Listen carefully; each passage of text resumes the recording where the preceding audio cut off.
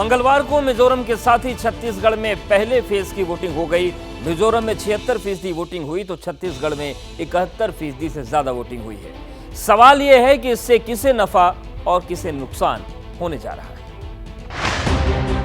लोकतंत्र की ये बेहद खूबसूरत तस्वीर आई है छत्तीसगढ़ के दंतेवाड़ा से।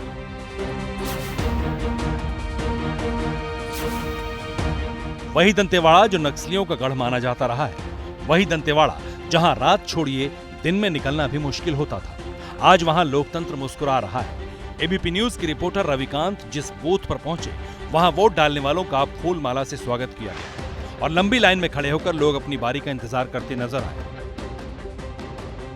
काम काज विकास के लिए वोट देते हैं। हम फर्स्ट बार आए हैं यहाँ वोट देने और दंतेवाड़ा का विकास होना चाहिए, इसलिए हम वोट देने आए। अपना काम है, नाम पर नहीं है, अपना काम है, अपना ड्यूटी है, अपना कर्तव्य मतलब यूज करना। खास बात ये रही कि सुबह से ही बूथों पर महिला वोटर्स की भीड़ दिखी। उम्र का बंधन भी लोकतंत्र के सबसे बड़े पर्व में हिस्सा लेने से रोक नहीं पाया। अब ये तस्वीर देखिए जो जगदलपुर से आई है। एबीपी न्यूज के रिपोर्टर ज्ञानेंद्र तिवारी जब इस बूथ पर रिपोर्टिंग के लिए पहुंचे तो वोटर्स की लंबी लाइन थी। ये देखिए ये कतार, ये पूरी कतार महिलाओं की है। क्या सोच कर आई हैं आप वोट करने? कोई परेशानी आपको भी होगी? जी परेशानी है। मतलब यहाँ पे डॉक्टरों की कमी है।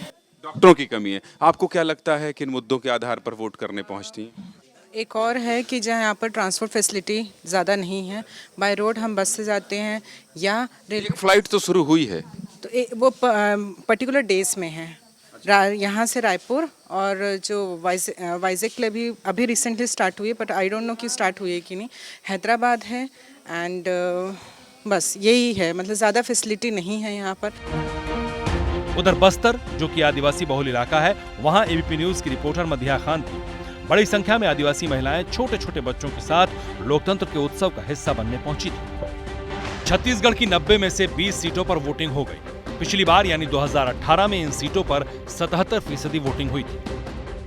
पहले फेज की जिन 20 सीटों पर वोटिंग हुई उनमें राजनांदगांव भी शामिल है, जहां से पूर्व सीएम रमन सिंह बीजेपी उम्मीदवार है। चुनाव के दिन एबीपी न्यूज के रिपोर्टर अभिषेक उपाध्याय से बात करते हुए रमन सिंह ने जीत का दावा किया। और भारतीय जनता पार्टी निश्चित रूप से इस बार के चुनाव अभियान के बाद 100% विश्वास मुझको है कि भारतीय जनता पार्टी प्रथम चरण में बस्तर और राजनांदगांव को मिला दे तो 20 सीटों के साथ हम पहले चरण में ही बहुमत की दिशा में आगे बढ़ेंगे।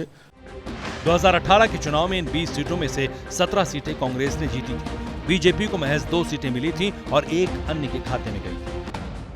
कांग्रेस इस बार भी जीत का दावा कर रही है। लोग प्रभावित हैं और इसी कारण से मतदान का प्रतिशत भी बढ़ेगा और फर्स्ट टाइम वोटर भी बढ़ चढ़कर हिस्सा ले रहे हैं। तो इसमें हमारी जो सीट है वो 18 या 19, धोखे से एक आध सीट कहीं भाजपा आ जाए। आज जिन सीटों पर वोटिंग हुई उनमें से 12 सीटें एसटी के लिए रिजर्व हैं। कुल 223 उम्मीदवारों की किस्मत का फैसला ईवीएम में कैद हो गया है। नतीजे 3 दिसंबर को आएंगे।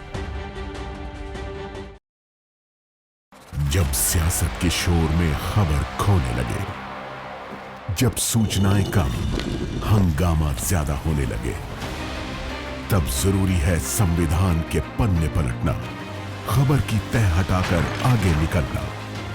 मगर ये करेगा कौन? इसलिए अब टूटेगा मौन, जिसे मालूम है सियासत की बिसार, जिसने देखी है सत्ता की शह और मार।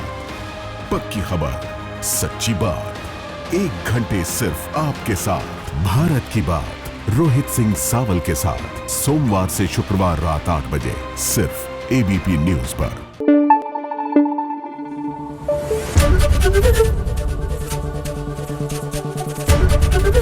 एबीपी न्यूज आपको रखे आगे।